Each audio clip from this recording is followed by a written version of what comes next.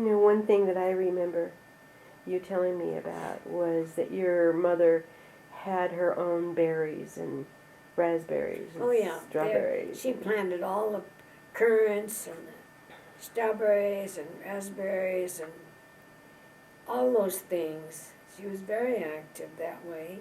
And then she wrote for the newspaper, Birds Birds in Pocatello, or Birds in the Western Hemisphere, or something like that. Wow.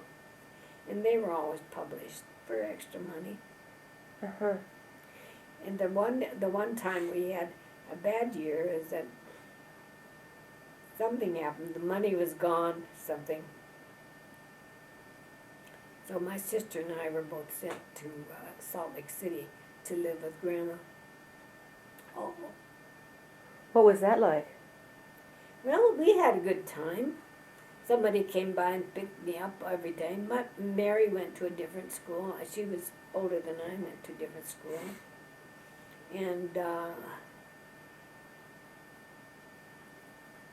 well, and of course there was a rumor that Grandma also had another husband early on. And sometimes we were told about him and wondered about it and stuff like that. Wondered what they were like. Mm-hmm. Any children from that husband? I think there were, but I never knew any of them. Huh. And it was her house you got married in? Yes, I got married in Salt Lake City. In fact, I have a picture of it somewhere. Well, I'll find it. I'll find it. So when you went back, what was the family like? How long did you stay in Salt Lake City? Just 1 year. Do you remember what grade you were in? I think in about 7th or 8th grade.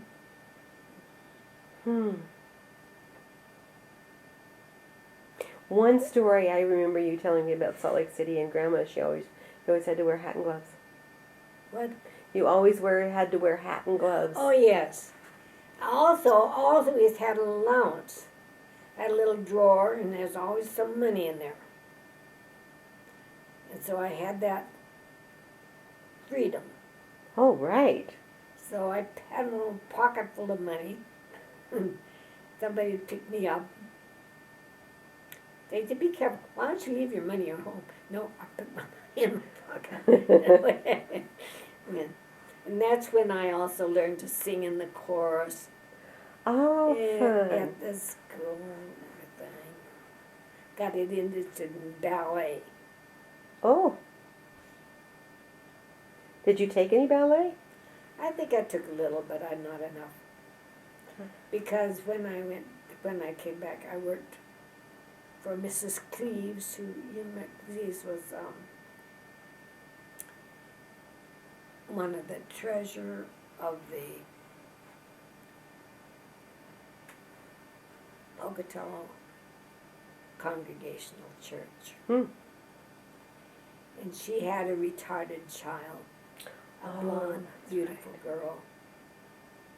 And I'd want to go home to the ranch sometimes, but she was so hard to handle, and I managed to handle her all right. Although I made a lot of mistakes there. I remember dumping a whole souffle on the floor, but I was somebody who was kind to the little girl, and I think her name was Doris. And so I'd say, well, I want to go home and see my parents this weekend. And she'd say, okay. And then first thing you know, there was this car coming up. They sometimes came all the way up and had dinner with my parents. And then they'd say, I just have to have Clarcy, they used to call me, come back and help me, because I can't handle this. And they tried to pay it back. When Mother went to town, she didn't have a job either. She bought a little store and thought she could sell at the store, but found she wasn't suited to that at all. And I was always making mistakes. I gave the wrong change out. all that kind of thing. What kind of store was it? A grocery store, just Just a bit. vegetables and stuff. And was this after your dad died? Yeah. I see. So then she applied to the high school to be a librarian.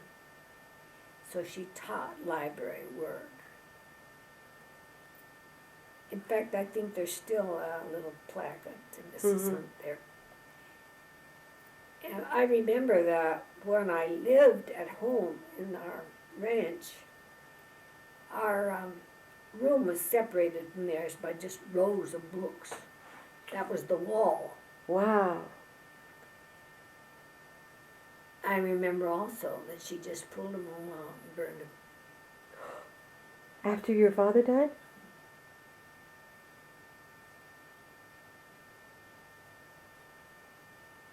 I guess they were out of date, That makes them that way. except for very few things. They were out of date. Huh. And she was grieving. And she was grieving. They also had real disagreements there about what we should do, what was important. Who was the disagreements with? You mean? Between my mother and father. Oh. See, she really wasn't near as religious as he was. Mm-hmm. She just liked his spirit.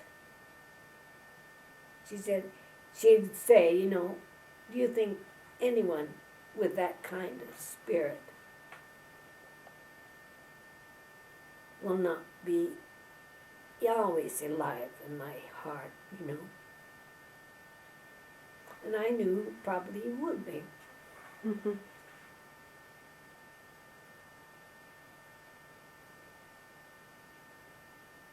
So the 8 children is a lot of children.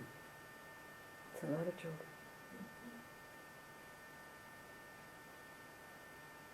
And of course, Gene had to promise Leon that every one of his children would be Mormons. Mm-hmm. So when I stayed with him, what was it, last summer or something, Mm-hmm. I had my things packed and ready to go. Because I was afraid I'd hurt somebody's feelings because I didn't go along with that. When Bush said that he was chosen by God, that was the end of it for me. Because I didn't think anybody's chosen by God. But your father had a stronger sense. What I'm wondering is, his view of God was different than your mother's. Yes, he really believed it. I find myself, when I go to sleep, thinking, well, I'm not sure. I have doubts.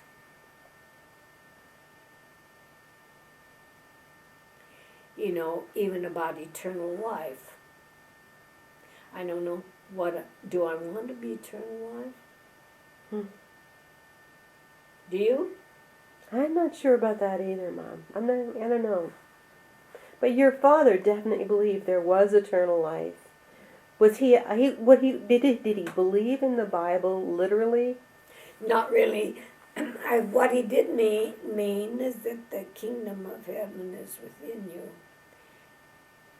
Mm-hmm, that I believe. Yeah. So, and I think I do that too. Mm-hmm. And I think everybody who tries to do the best they can to their ability, even though they make mistakes, will be forgiven. I don't know whether we want to live forever. I don't want to live forever, for goodness sake. But I mean, I'm not worrying about dying. Yeah. So I think that's as good a solution as anything. Mm-hmm.